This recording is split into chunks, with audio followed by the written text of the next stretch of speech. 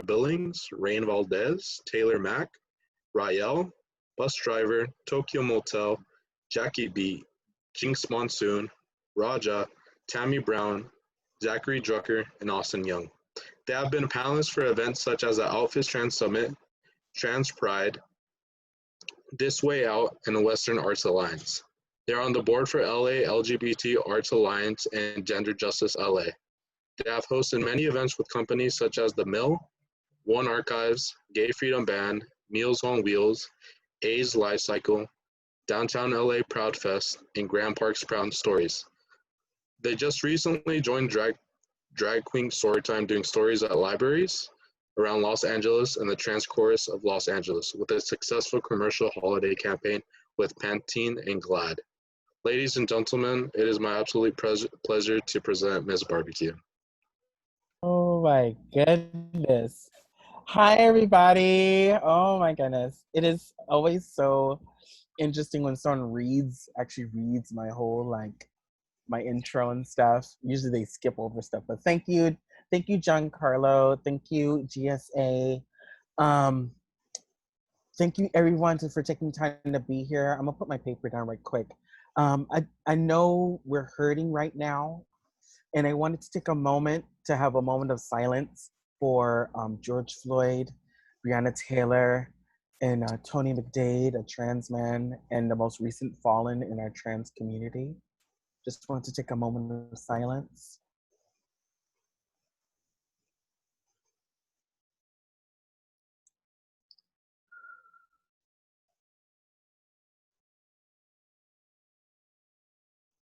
Thank you.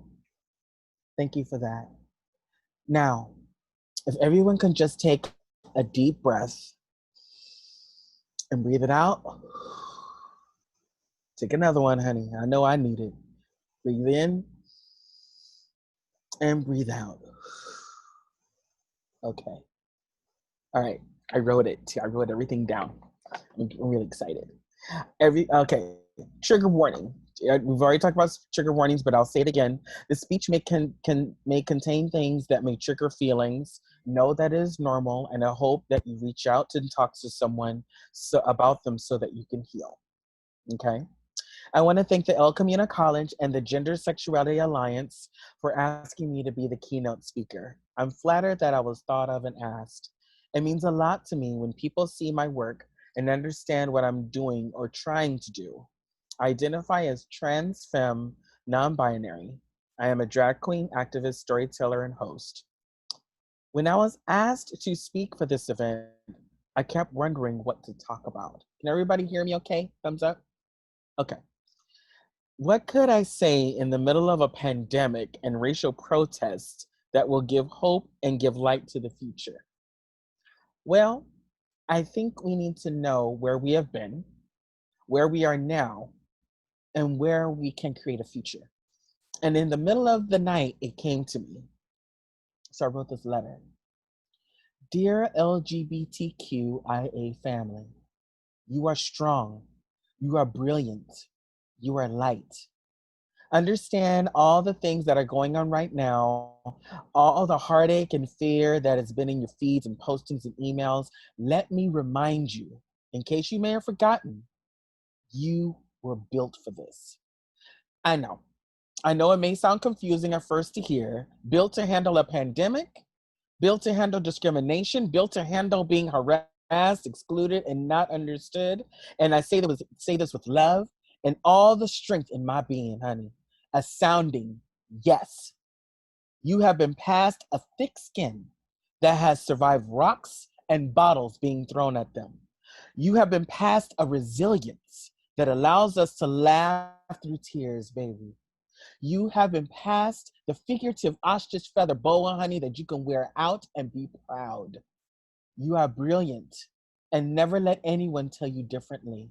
Never let someone who thinks, never let what someone thinks you can do deter you from your dreams. You are at a place in your life that your education, along with knowing yourself, will allow you to fly. It wasn't always like that. Not at least for me. I grew up the oldest of 6 children. in Pomona, California. We came from a domestic violent household. My stepdad used to hit my mother in front of us and hit me because I wasn't his child. I was called stupid, fat, ugly, worthless, dumb, lazy. I was called it so many times, I believed it. When my mother got the courage to escape, my mother instilled in us that we are a Black family and we will go to college, if not higher. I am proud to say that all of us have a BA or higher in my blood family.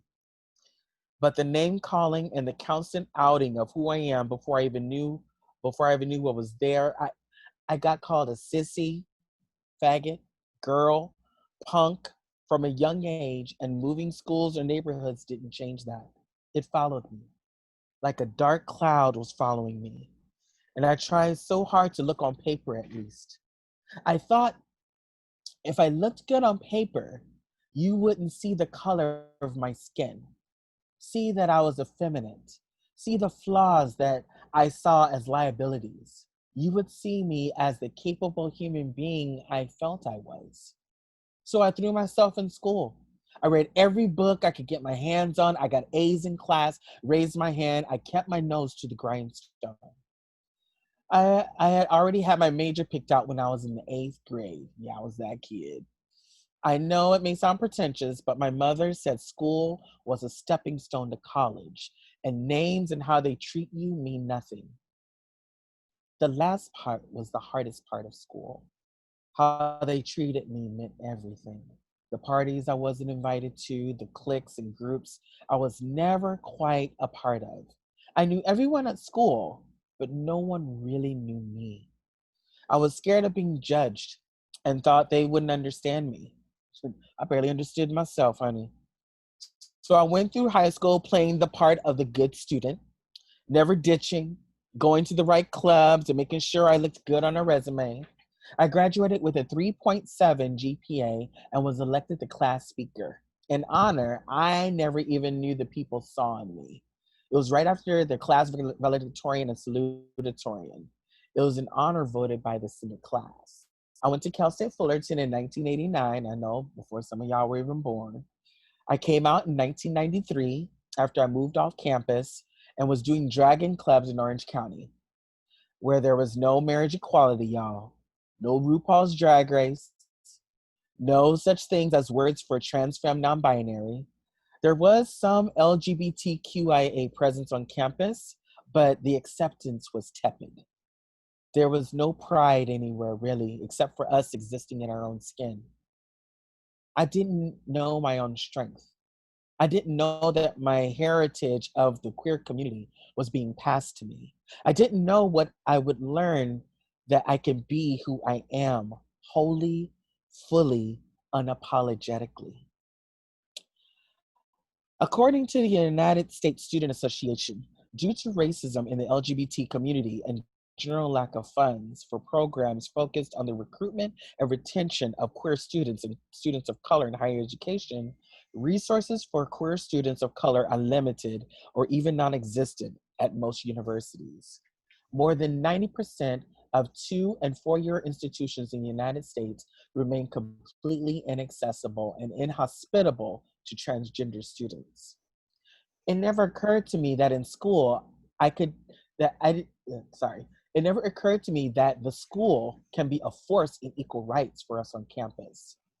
It was brought to my attention that the need for a cross-cultural center was in the works for the El Camino College campus, a place for LGBT support, a place to start those needed dialogues between all intersections of society, queers and straights, cisgender and trans people, races of all creeds, a safe space. No, let's call it a brave space to understand what we know so that we leave in a better state of mind, having been heard, seen, and understood.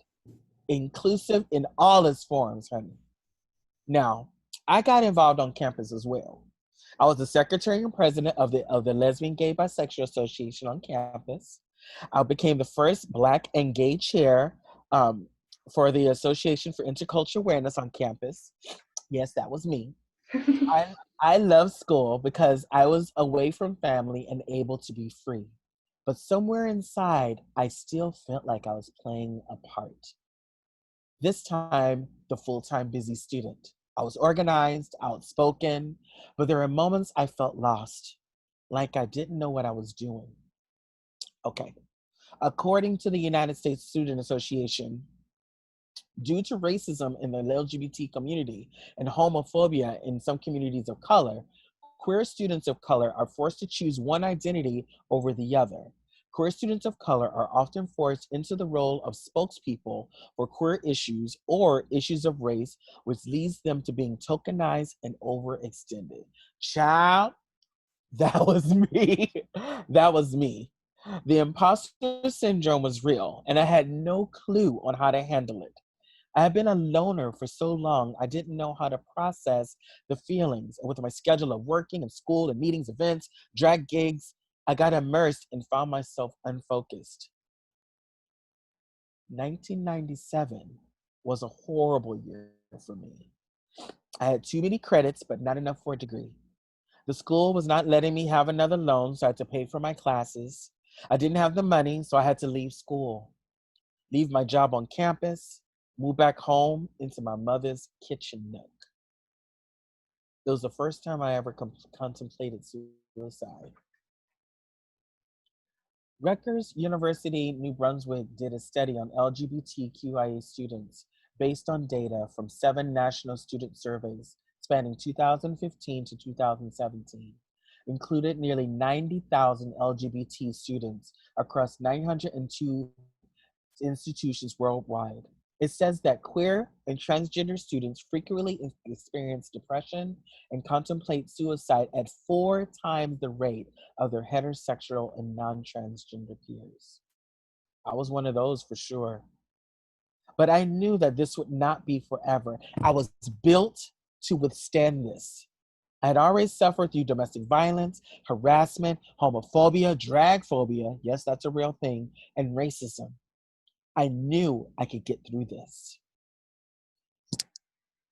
My dear LGBTQIA family, I share this with you because I want you to know you are not alone. At the time I was going through that, I never felt so alone. I felt like a failure, a statistic. In the article, Attrition Risk and Resilience Among Sexual Minority College Students by Olivia Mancini, she states, dozens of papers have been published on attrition risks and persistence among college students. And in the more recent, a growing number of studies have considered the health, resilience, and retention of minority, non-white, and disabled students due to increased awareness of the salience of these factors. Sanlo, 2004. Absent from this body of literature is information on the attrition and retention of lesbian, gay, bisexual, and transgender students. Although this population is at high risk for many of the issues identified in retention literature as predicators of attrition. I was built to go back to school. I was built to know I was worth more than I was feeling at the time. I was built to get up and know I was worthy. In 2001, I went back to school, starting at a junior college. Hey, junior college. I went to Mount San Antonio College in Walnut, California, and found I had not stopped my love for learning. I found myself involved with the LGBA Association on campus once again, but this time I knew I was going to be okay. I had a certainty of what I was supposed to do, and this was to finish school. I got my AA in liberal arts from there. I transferred to Cal State Fullerton and got my BA in radio, TV, film in 2006. It is possible. And there has always been a history of our people standing up and making a way for themselves. About 2 months ago, I was asked to play Marsha P. Johnson in a play called Cholas Chicas y Chisme at the Casa 0101 in East Los Angeles. It was 13 vignettes about Latinx stories and history, and one of the writers paid homage to the friendship of Silva Rivera and Marsha P. Johnson. I was honored to play such an important person, trans activist, trans sister in our trans ancestor in our queer history. Sylvia and Marcia were the ones who stood up in the Stonewall Rebellion in 1969. After multiple raids, arrests, and harassment from the police, sound familiar? They stood up and fought back. They called it the shot glass heard around the world. It was a shot glass thrown through the window that started the rebellion. Marcia threw it, okay? The friendship of Marcia and Sylvia was legendary. Two trans women standing up to the police. And they took in other trans women, non-binary people, and queers into their home, providing any support any way they could. Know you were built for resilience and passing it to others. They empowered people to speak their truth. The passion for the cause was infectious. The sad part was that until recently, the cisgender male community, we still love y'all, but y'all didn't even acknowledge them as a part of the gay movement. It amazes me when people with privilege can erase history to their own liking. But my LGBTQIA family, we recognize them now. 50 years later, we're able to get married and get divorced, okay? Drag is mainstream, trans is known among most people. Non-binary is still finding a place in the lexicon of everyone, but we still have a ways to go. 50 years of LGBTQIA rights, and we are still trying to get a seat at the table in some places. Knowing our history, knowing that others have paved the way with their blood, sweat, protests, and tears makes me proud. And I hope I can instill in you that you are worthy of your queer heritage. My dear LGBTQIA family, I have found that the only way to improve things in my life is through education. Further, my mind has opened and to possibilities that I never thought possible. Since I was a kid, books were the things I could dive into and know I was safe. Knowing that there's so much I do not know when I went back to school allowed me to learn and ask questions, unashamed. Once I came out to myself as trans about 4 years ago, I felt even more free. And now looking into applying to get my master's in social work. The need for education within the LGBTQIA community is key. It gets us seats at the tables and opens the doors at places that don't normally see LGBTQIA people. It allows straight people to see us in a different light, that we can be doctors, lawyers, nurses, accountants. It sends a message that we are built for anything. We can adapt to any kind of environment, and we are capable in all aspects. LGBTQIA family, I would be remiss if I did not speak of the 50 years of history of the movement and did not mention the intersectionality we have come to. Intersectionality is the theory that overlap of various social identities as race, gender, sexuality, and class contributes to a specific type of systematic oppression and discrimination experienced by an individual. I got that from Google. The purpose of intersectionality as a theory is to identify how overlapping categories of identity impact individuals and institutions, and take these relationships into account when working to promote social and political equity. When I describe myself, Black, queer, trans femme, non-binary, child of a single mother, oldest of 6, grew up poor, college dropout, college reentry, drag queen, activist, performer, entertainer, writer, storyteller, producer, singer, actor, radio host, event planner, Californian, and so on, I am helping people understand my perspective. I'm also opening myself up to stereotypes and what people think of those intersections. It also opens up to people being able to ask questions. We were built to ask. We were built to question. We were built to change. We were built to evolve, because if we do not evolve, we perish. Understand this, my beloveds, that this first 50 years of queer history, we have the chance to make new history every time we wake up, every time we go to school and are visible, every time a child is educated on who we are, understands that we are resilient, we are strong, we support each other, we call each other out on stuff, and we were built for so much more. So I ask this of you. What were you built for? How do you think you can be of service to the community? How can you make sure no one else is oppressed in your immediate circle? Being built for this means you have to work at it. Work at making sure you get your homework done, take finals and study. And I thank you for taking time to hear me speak, by the way. Thank you. Know yourself. These 50 years, I hoped, have helped your generation trust who you are, trust in what you can achieve. So, I want to tell you that. I want to tell you something. It's okay. It's okay to be exhausted. It's okay to be sad. It's okay to be mad. You are the future. You have the chance to change how things will go from this day forward. You have a chance to call people out on their racism and homophobia, transphobia, misogyny, and other things that keep others down. It's human nature to want to keep others down, but we can go against it if we condition ourselves, recondition ourselves. Understand that it's a condition and strive to move past it and make it better for those who are among us now and those coming after us in the future. We have a chance to make it right. We are built for this family. We are built to strive, built to achieve, built to preserve, built to dance, built to yell, built to organize, built to love, built to laugh, built to create change, built to forgive, built to hold accountable, built to create space that has never been created before. Question is, are you ready for that challenge? Thank you. Can we get a virtual round of applause for Miss Barbie-Q? Thank you, guys. Yay! That was amazing. Thank you so much. I'm muting myself for that. Yes.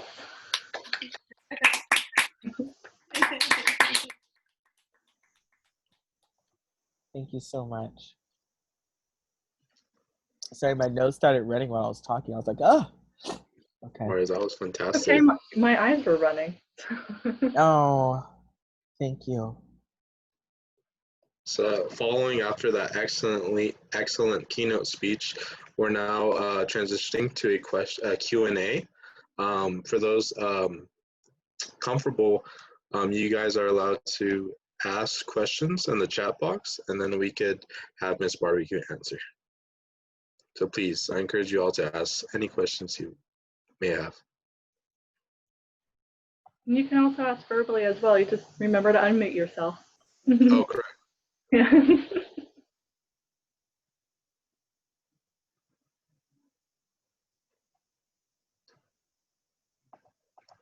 Any questions at all?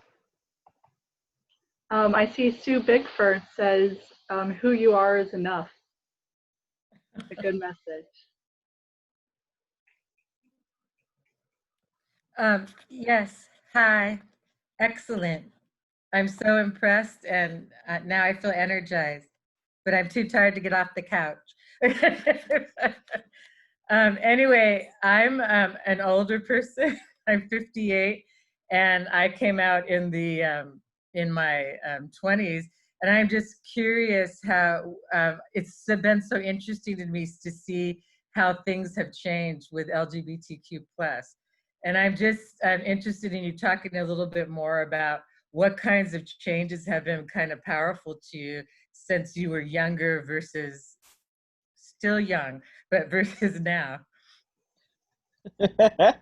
Well, I'm right behind you, sister. I'll be 50 next year. All right. And I'm loving my age, loving it. I guess one of the main things I've seen on the change is the acceptance of trans people into lesbian and gay spaces.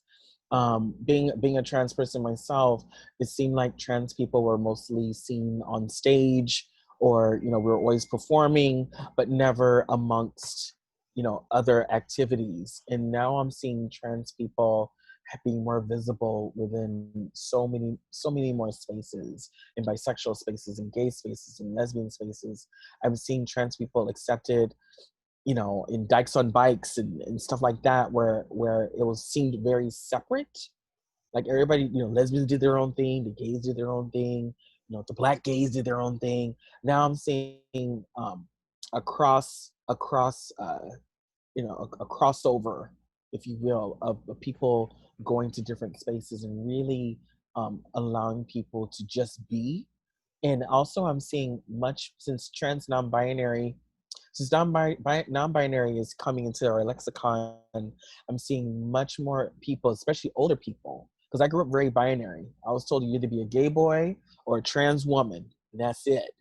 And now that I'm realizing I can be right in that middle and thrive, I'm seeing much more older people are realizing their non-binariness, and now they're looking for community of that, which is beautiful. Because now, you know, again, like I said before, once you know yourself, truly know yourself, your possibilities become limitless.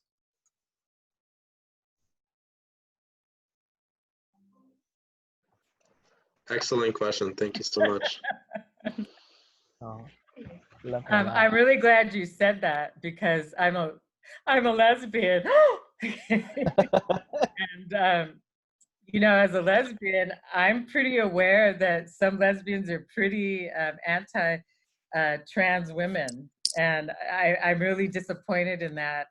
And I always think prejudice and discrimination within the community is so odd, since we've Yeah. been the objects of it. Well, it's talking about that out loud. It's talking about that out loud and really calling each other out on it. And I always say call each other out on it. Whoop, everybody's getting the Curfew. The curfew. curfew, honey. This week ain't going nowhere today. But it's really, really having those discussions with friends, and not just pointing the finger, but going, hey, where is that coming from? You know, the bullies, the bullied always become the bullies, and we need to stop that pattern of where that comes from. And once we start putting it out on, I'm at the point now, put it on the table, honey. Mm-hmm. Put it on the table. Let's look at it. Let's heal from it so we can go forward. Because if our own community doesn't do that, we won't go any further. You know, Right. we won't get in Congress. You know, we're running for things now, and we're getting way more visibility. Buttigieg alone showed that an openly gay male can run. You know, and that just made me so proud. But it did worry me on how closed off, you know, was he open to trans issues? You would think he would, but it made me wonder. It made me wonder if he had won as president, would he have, you know, been about trans people being in the military and stuff? And I shouldn't have to wonder that within my own community. I shouldn't have to, but we have to call that stuff out.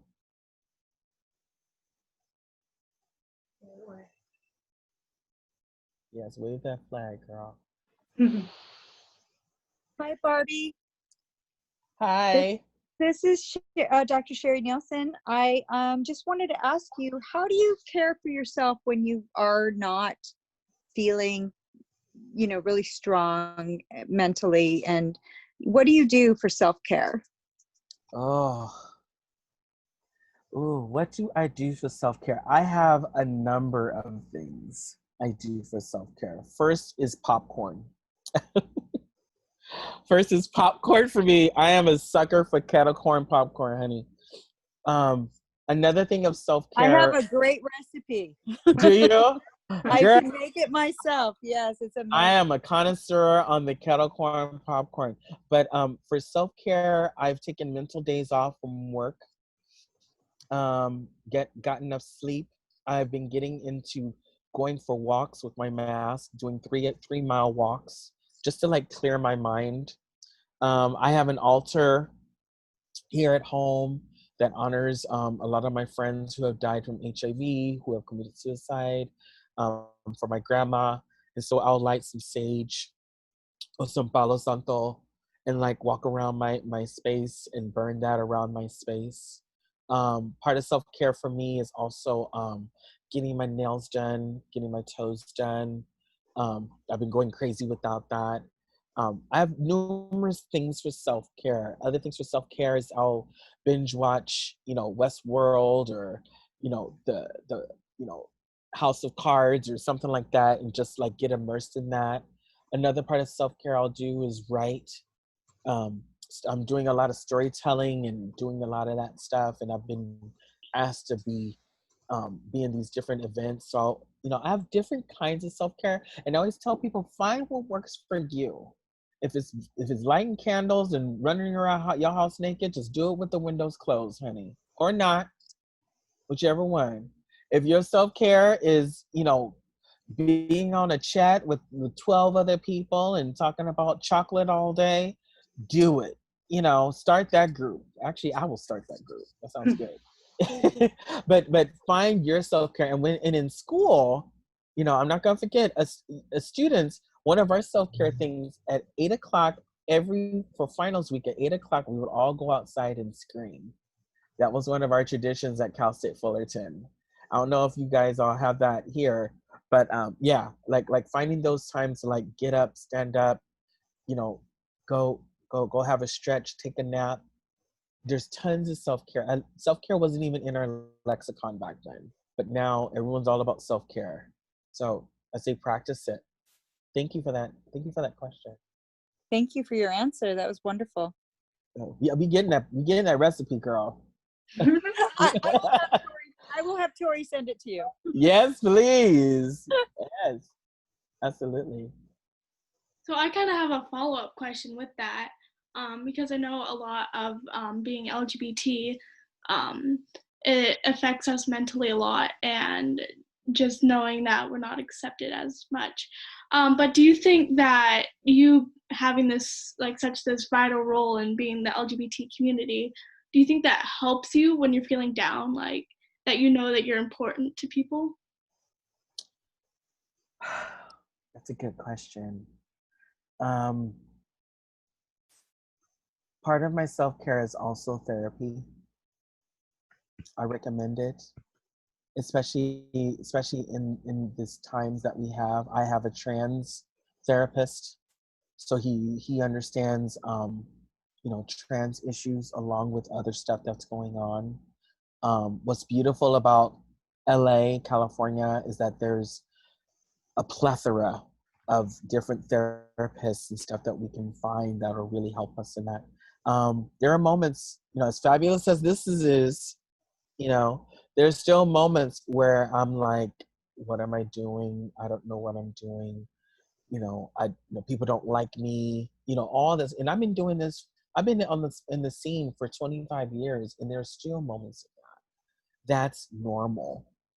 Depression is normal. Sadness is normal. Anger is normal.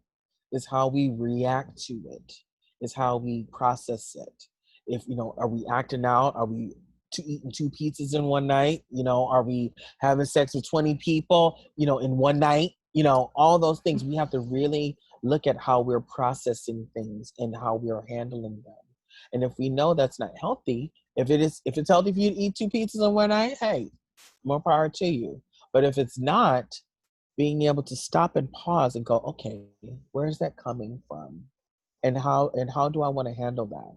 Do I want to handle it right now, or do I want to put that to the side? We get to choose that.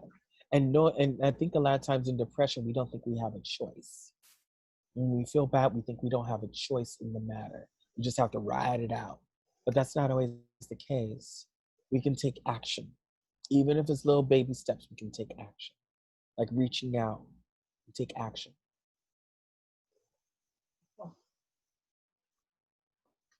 Okay, thank you.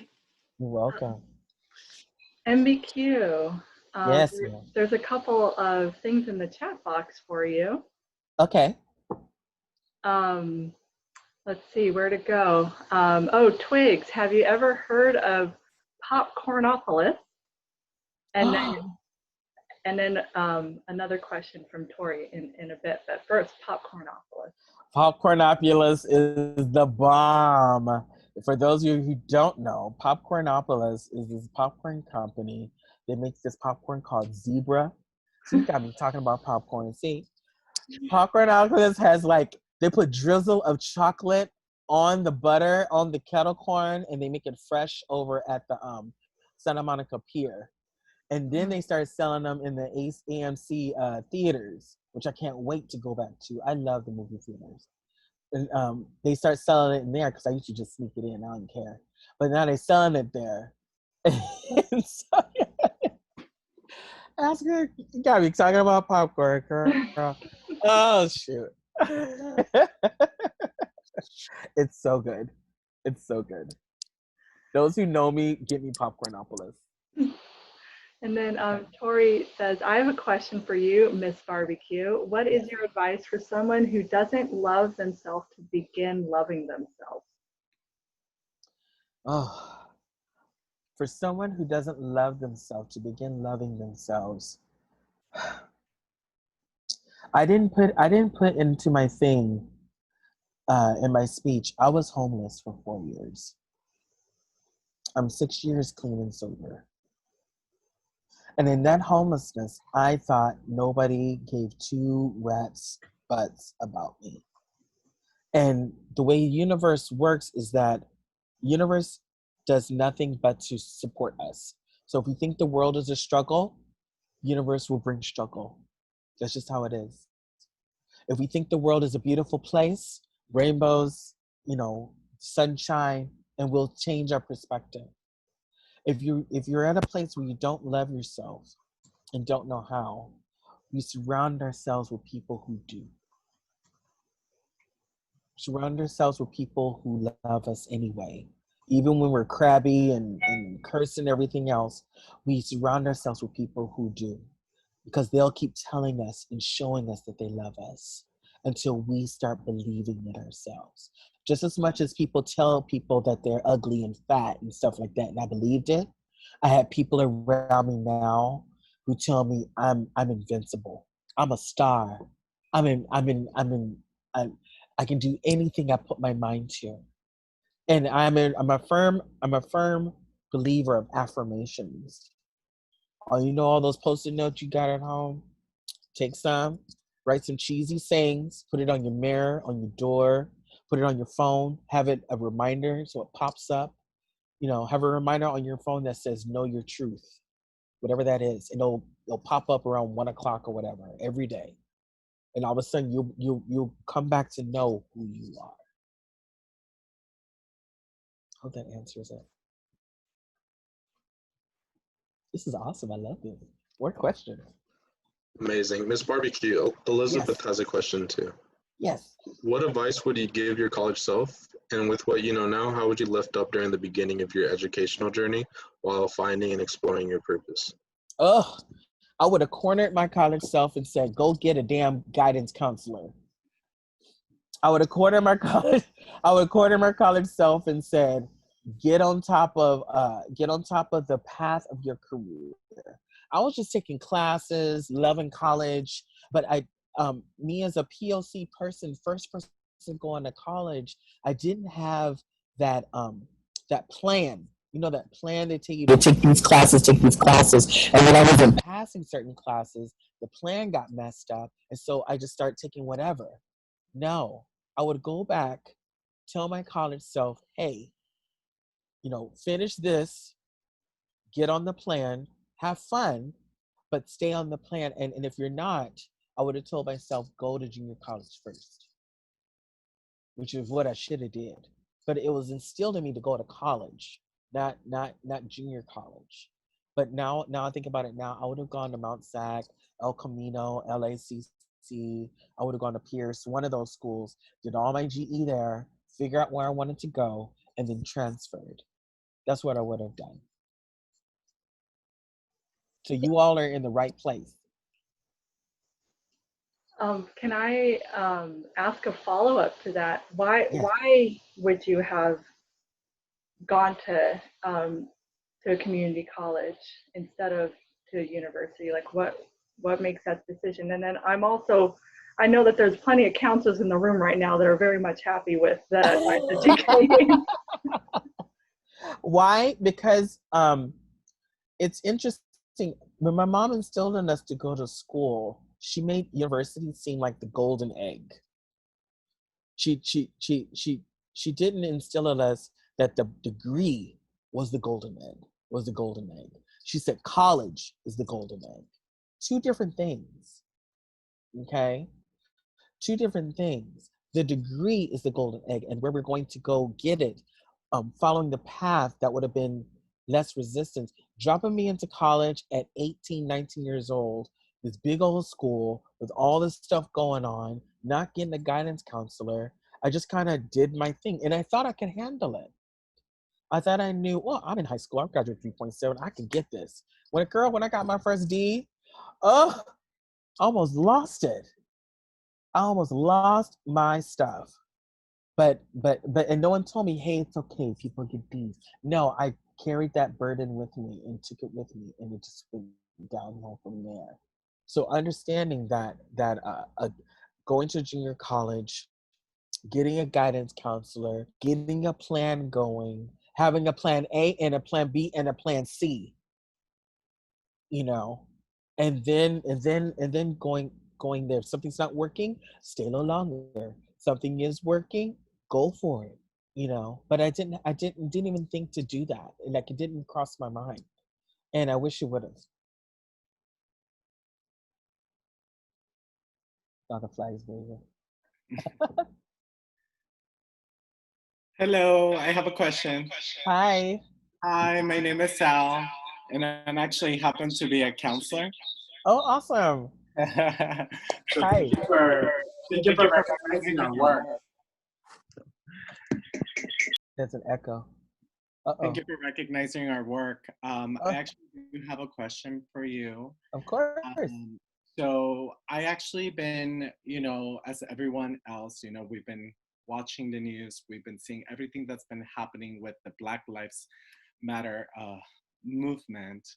And one of the things that it really is very interesting to me, how something of this magnitude, has sort of, triggered a nerve, in so many of us.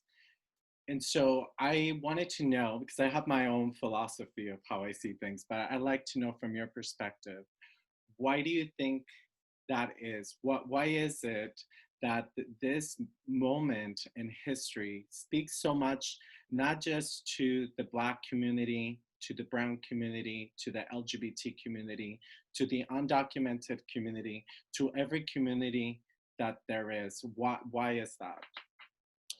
Thank you for that question, Sal. One word pops into my head when you just named all those marginalized people, and that word is justice. It's justice. It's justice and fairness that those microaggressions and those slights and all those times that we've been looked over or passed over or not given or taken away. Don't forget, stuff is taken away constantly. Resources, money, our minimum wage is just ridiculous. All those things just to make ends meet. The word justice comes to mind. And this COVID thing, I think, just peeled off, what was underneath, all the injustice that's underneath it.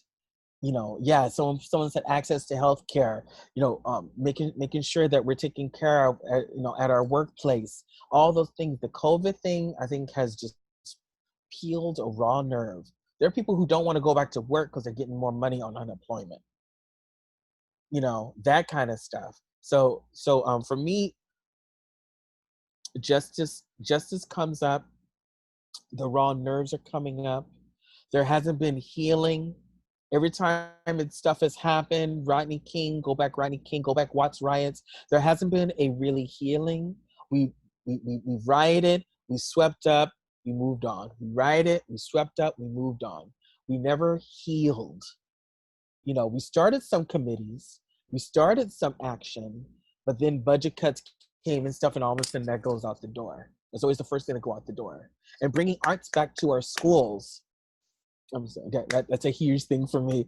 When they took art, because when I went to school, we had band, we had We could dance. We had all kinds of stuff in school. And over the years, the taking away of all that stuff, I think has left people with like, what do I do? And then they have to pay for classes, and they have to pay for extracurricular and pay for all this stuff. We don't feel we're taken care of. We as a society don't feel we're taken care of anymore, but yet we're supposed to be grateful for the scraps that we get.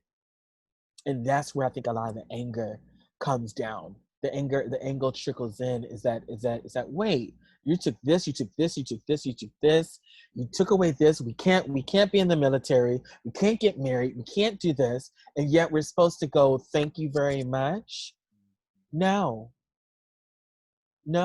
But question is, after that anger, what then? Where does the healing come in? Where does the healing? Now, I'm not saying not hold people accountable. We hold people accountable. Trust and believe. We hold people accountable. Those 4 officers need to be held accountable. But after that, where do we have healing? I have friends who are sheriffs and police who are queer, and I ask them, how do you handle this? And they're like, we're scared on both sides. We're scared with the cops going against them, and we're scared with people out in the streets.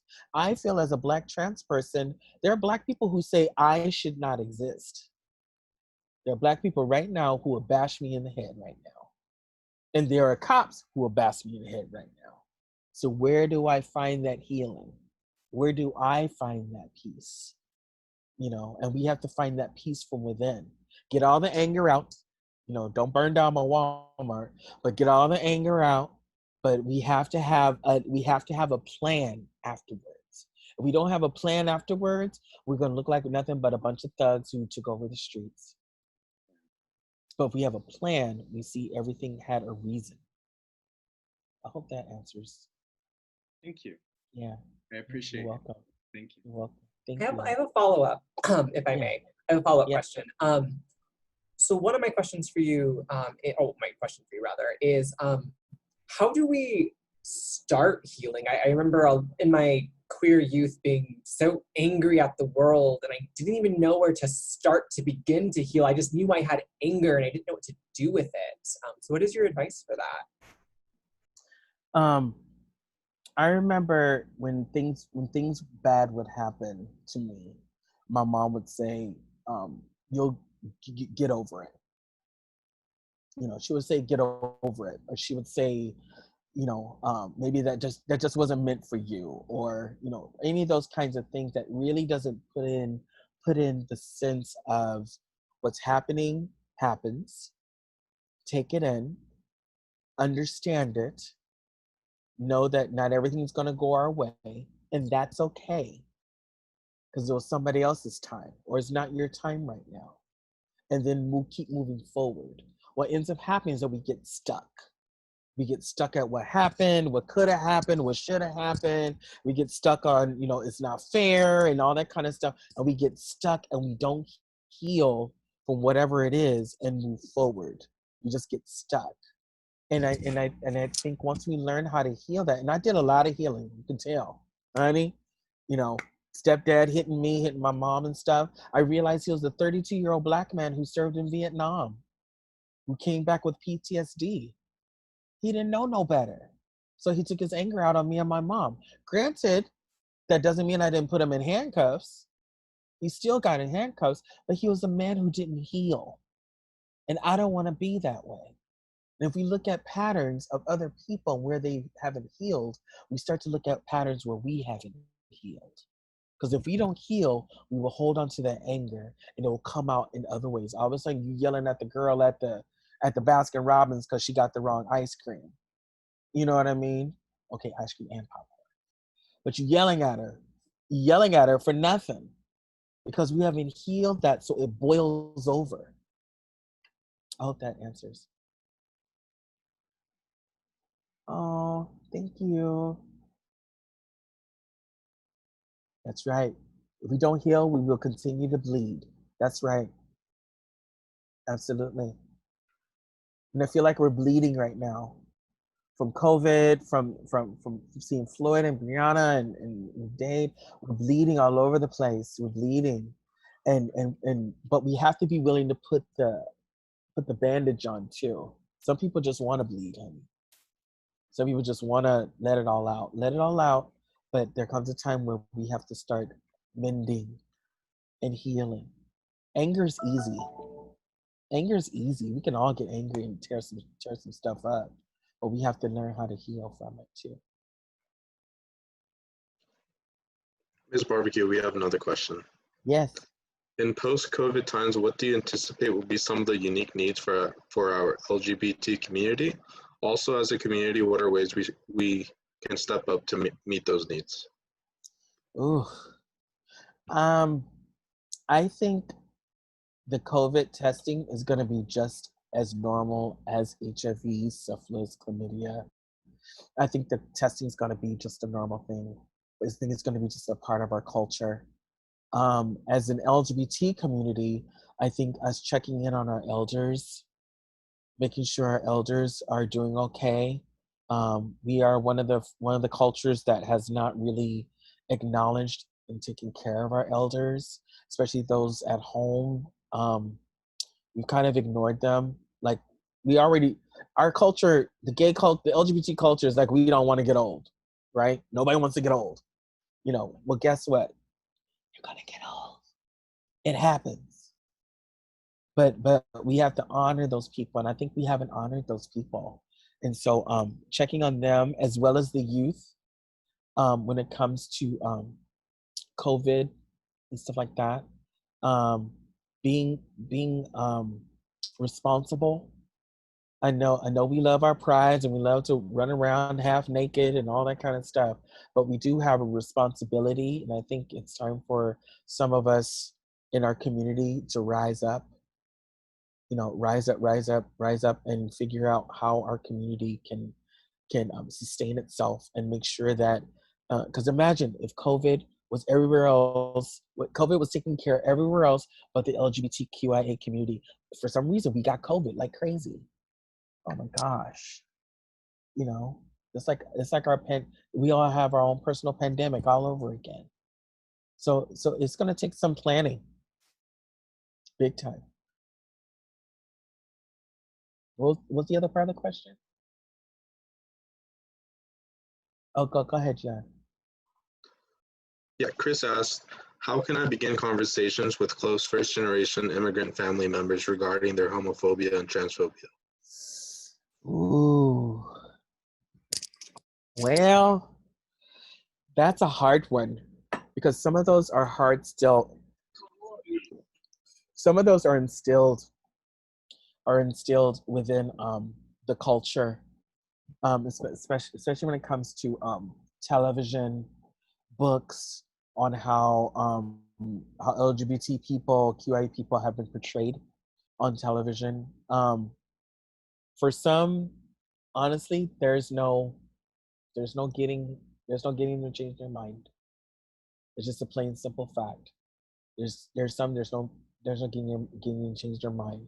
For some, and those are the ones I hope, for some, we can show them examples of against the stereotype. We can show them that we're doctors and lawyers and dentists. We can show them that we're a whole nother side, of who we are. I think the more I'm going to go get my master's in social work because I realize there's no trans social workers. Where are they? We don't got none. Where are those people at? The more we get into areas that's not just always LGBT centered, the more we can break those stereotypes and step into those places, and people will start seeing. Some generations, they will always just see us that way, and that's okay. They just always will. But if you're stepping on my rights and you're stepping on my constitutional privileges, then we got a problem.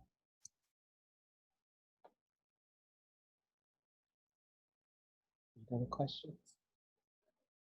I just want to put a little spotlight on Sal really quickly because look at this. I know. Look at this background. I know his background's crazy. I'm like going, Look wait, at put your that. hands up. The pride comes up. You can see the pride there. Yes, It's like it bleeds through Sal. Look it's at like that. one of those scratch things, like those scratchers. You scratch the pride Yeah. and you find it. All right. That's here, there's another question, John. Yes. So I'll put the spotlight on you. Yeah. Is there a specific program that you're interested in, like programs known for their staff and faculty being people of color? For me, for my school, Correct. I actually want to help trans art. I'm starting my own organization called Transcending Art. Trans is capitalized for trans people, trans artists, specifically trans artists of color, to help them heal and to give them a platform and workshops and nurture their art so that we're seen as profitable artists within the art community. I know that there's not a lot of trans artists who are put in a lot of spaces. There's a lot of gay artists, a lot of lesbian artists, a lot of bisexual artists, but there's not a lot of trans artists. And me as a trans artist, I've noticed there's not a lot of bookings for us. Do they not see us as profitable? And maybe maybe they do, maybe they don't. But I realize there's a need for us to have our own network. And so I've been talking about business plans, getting my grant, and I want to use my master's in social work as my thesis to work on how it is for trans artists to heal, and does that change their artwork? Another question from Philip. How can we continue to follow your work and show support? Social media we can follow? Yes, I do. If you look at my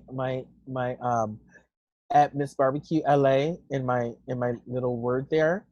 At Miss Barbie-Q LA is my Insta and my Twitter. That's my Instagram and my Twitter page. And I have someone working on my website. I'm really excited. So I can start selling merchandise too. I have enough barbecue merch. I have enough time. Yes, hon. You want a barbecue mug? I know you do. I have enough time for like 2 more questions. Another question from Grace. As someone who lived through the AIDS crisis, how has experiencing that impacted your view on the world? Oh. It's interesting, that question, because not only have I lived through the AIDS crisis, but now that I'm sober, I'm coming across a lot of people who are dying from alcoholism and drug overdoses when the fentanyl thing was going on and stuff. And death, going to the other plane, like I realized that we come here for a purpose, and we fulfill that purpose, and hopefully we passed on something to other people. The AIDS crisis hit really hard within the Black community as well, and it was very difficult to acknowledge if a person was HIV positive, talking about it openly. There's still a stigma within marginalized communities about HIV, and we were just talking about this at work, about how do we talk about condom negotiation, and how do we talk about people who like condoms, people who don't like condoms. That's a real thing. We went through the 80s and 90s telling everybody to wear condoms, and then there was a surge spike of people in their 40s getting HIV positive because they had condom fatigue. They got tired of talking about it. They got tired of using them. That's a real thing. And until we talk real about that stuff, we'll continue to lose people, because we really don't have to lose anyone anymore. So the AIDS crisis taught me about death. It taught me about unity. It taught me about, I did many performances for people who were in hospices and stuff like that. It taught me how to give back, and not be ashamed to give of myself,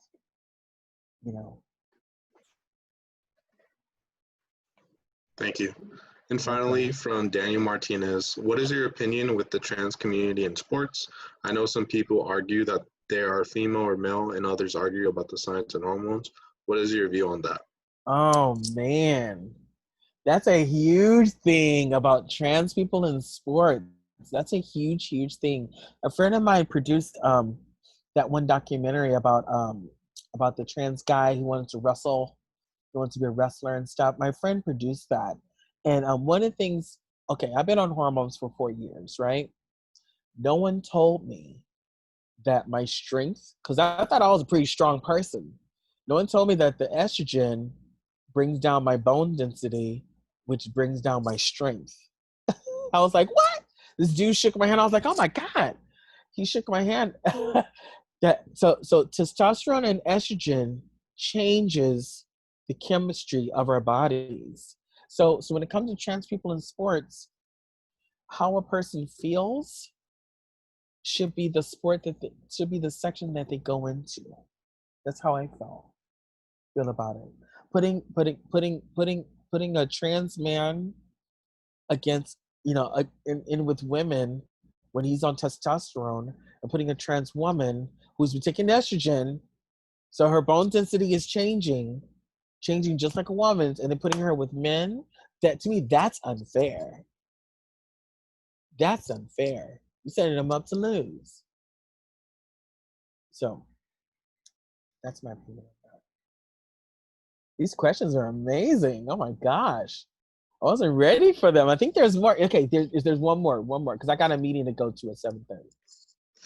So this isn't a question, but I do want to acknowledge Kathy's comment where she says, when speaking of caring for the elderly, your message is gold. It also fair to acknowledge the organic disconnect between the two generations based on inability of the older generation to accept loving unconditionally is a necessity. Absolutely. And there's an organization called Sage USA that talks about reaching out to LGBTQIA elders and unite them with youth. And don't forget the in-betweens, because it's the in-betweens that talk to the youth, and the in-betweens that talk to the elders.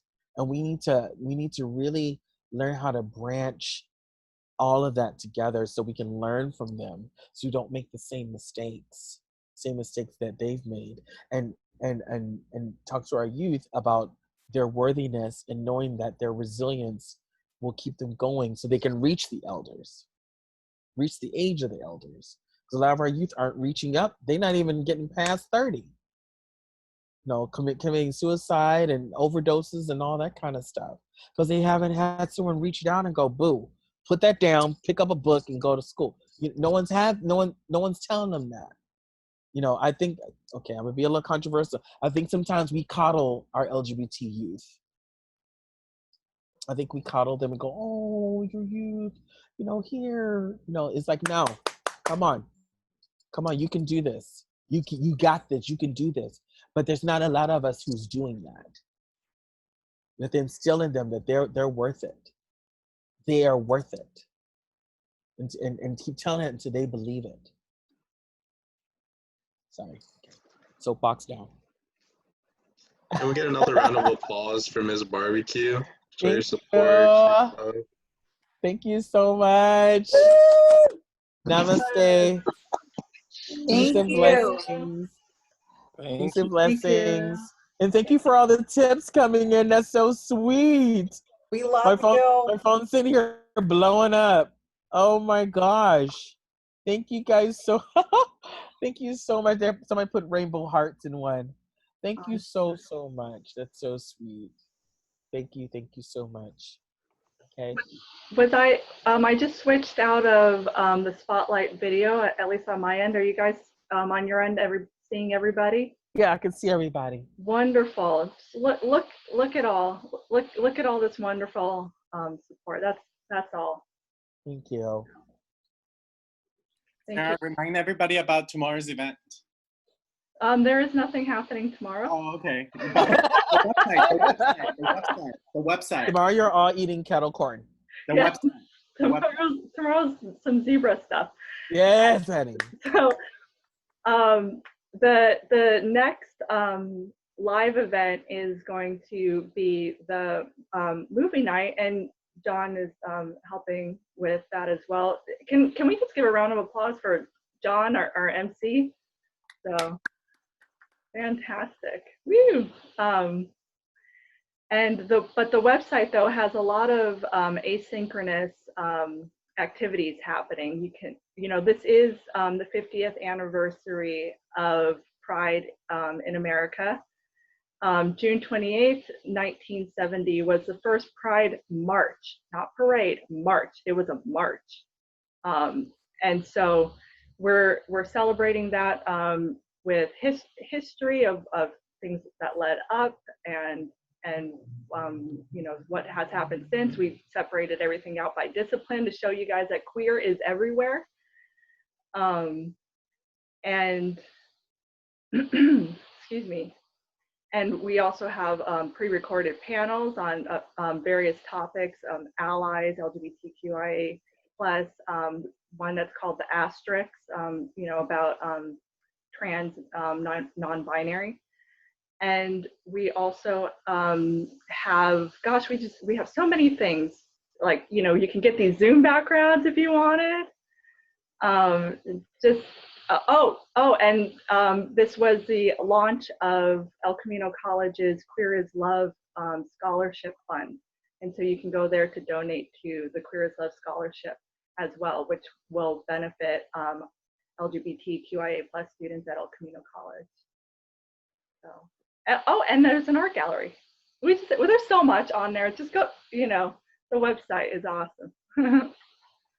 John put the website in the chat box. So thank you. Thank you all so much. Thank you again. It was an honor. It was an absolute honor. It was an honor to have you. Thank you so much for being so kind and so willing and so wanting to do this through all of our exchanges. We love you so much and we are so happy to have you. Thank you. Absolutely. I can't wait to meet you all in person. Absolutely. I do have to go though, okay? Of course. Of course. Thank you. And I love so much for your time. Thank you. I love the recording to be, just send that to me whenever you have a chance, okay? Oh, absolutely. We've got you. All right. Thank you guys. Thank you. Bye everybody. Thank you. Thanks for tuning in, everybody.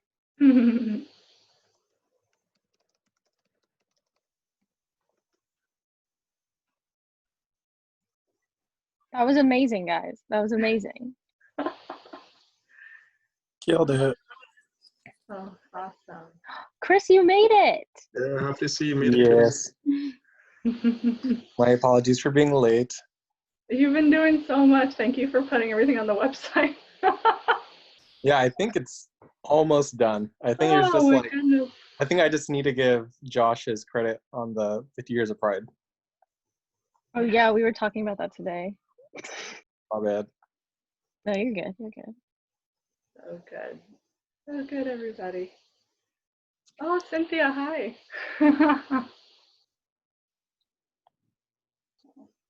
Thank you, Dr. Nielsen. I'm going to stop recording.